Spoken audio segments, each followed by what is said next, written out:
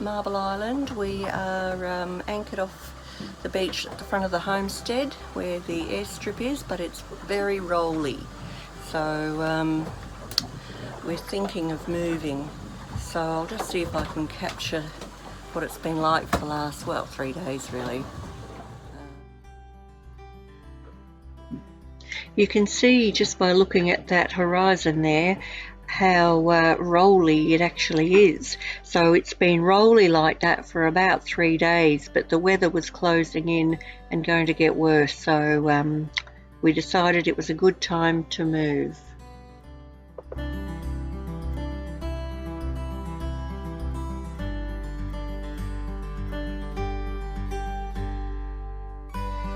I slept on the floor last night, which was very comfortable actually. It was the most comfortable spot to be. And yes, doing the simplest of tasks in this weather has been challenging, like doing the dishes or making a cup of coffee. Very tricky. It wasn't going to be much fun moving the boat in this weather, so I drew the short straw and steered us round the back of a nearby island called Hunter Island, where it was a lot more protected.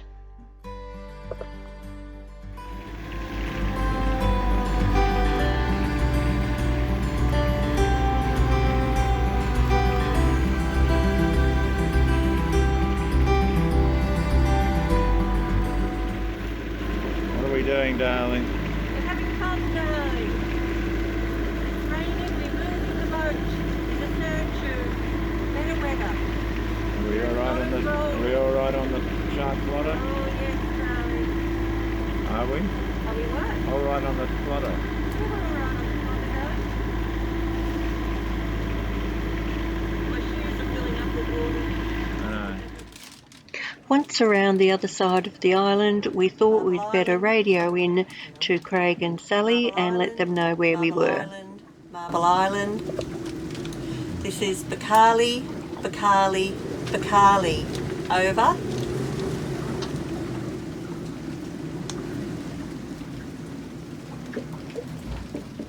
Where are we? Back at Hunter. Behind Hunter. If they don't answer, don't go again. Hey there, we're going really good. We're behind Hunter Island. We've had to move. Over, over. Sounds like a good plan. Enjoy it.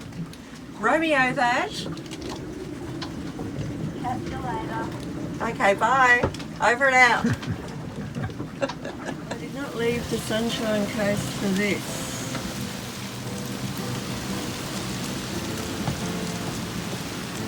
Well, apparently I did.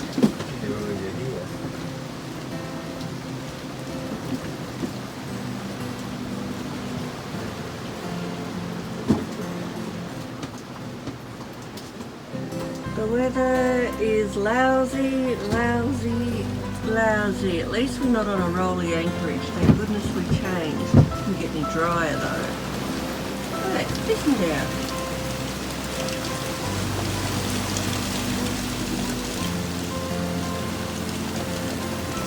Visibility about 30 feet, 30 metres. Look at that rain.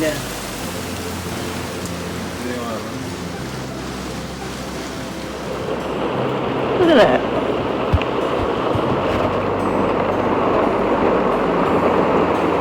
Pissing down.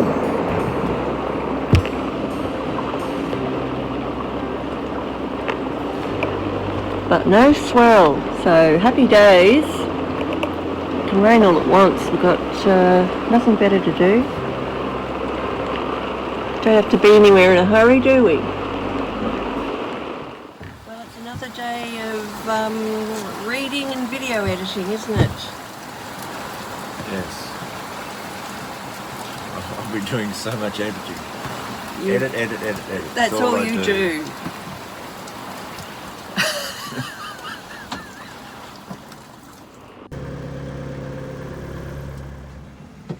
What have you got there, darling? Sardine. There's no sardines around here. You find that on the deck, did you? Flying fish, stiff flying A fish. stiff flying. Rigor mortis is set in, is it? Thank you. Well, that could be used as a bit of bait. I don't think so. We're using a half a fishing rod to catch something big. I think I'll let him fly off. Okay. Oh, he is a flying fish, isn't he, darling? Eventually the rain stopped and we went back round in front of the homestead to anchor where it was closer to the beach. Sally's showing me all the beautiful rock pools. There's just some lovely coloured coral in there and some little fishies, crabs. Gorgeous. They are very beautiful. Yeah, it's all different types, all different colours of corals, so we'll take a peek. Pretty little waterfall. It's easy to spend a few hours looking around the rock pools, and it was such a beautiful clear day after all that rain we'd had. It was really lovely.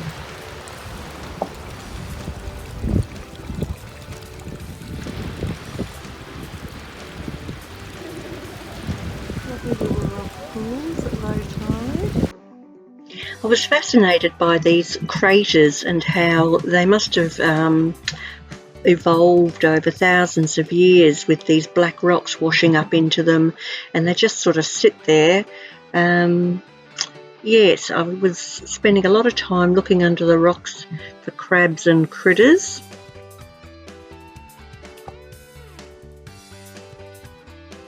Can you see the blue crab here?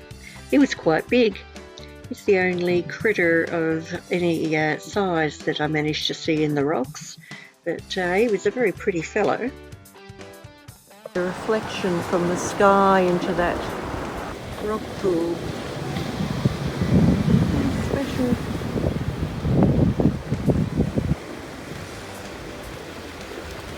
Very pretty spot. Didn't think it could be this beautiful at low tide.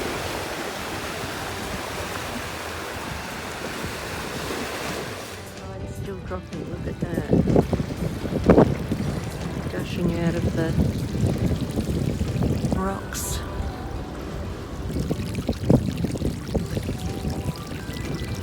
Some oysters there.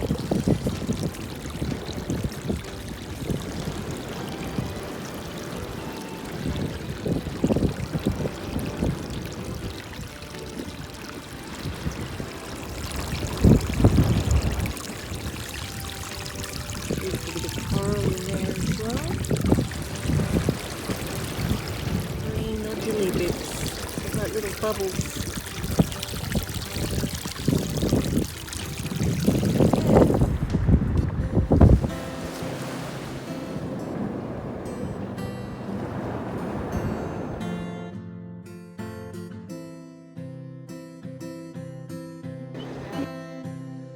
There were quite a few patches of this vibrant blue growth in the rock pools, but I don't know if it was a type of coral or lichen. I have googled but couldn't find anything, so if you have any information, please let me know.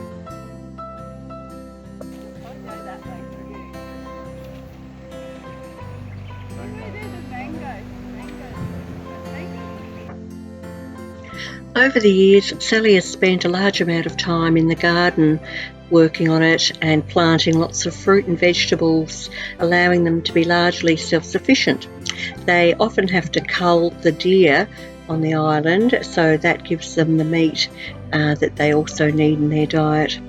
The plane comes across from the mainland once every 2 months with any additional supplies that are required.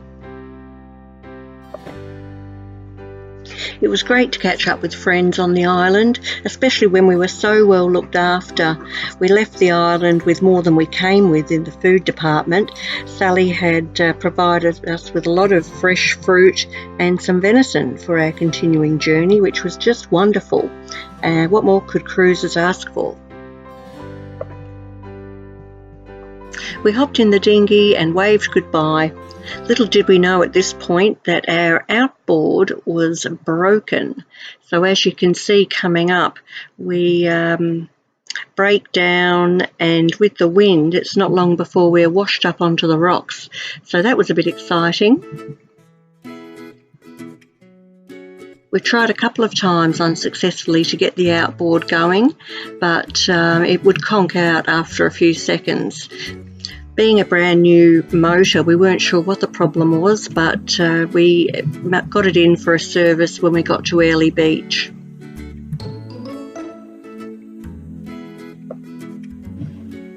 Don managed to row us back to the boat, and we were able to continue on our voyage, and we headed to Percy Islands.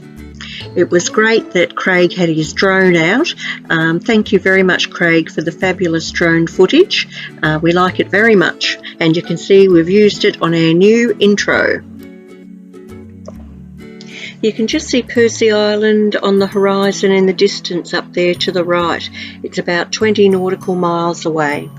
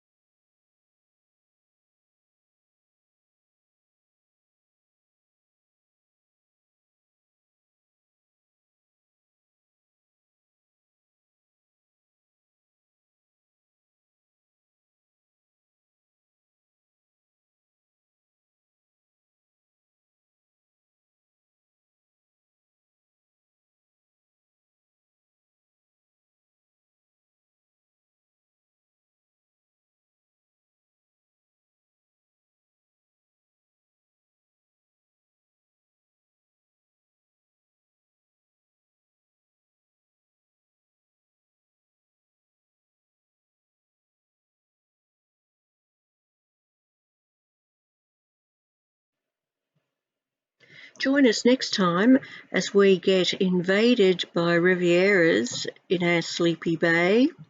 We go for a paddleboard and we spot a whale in the bay.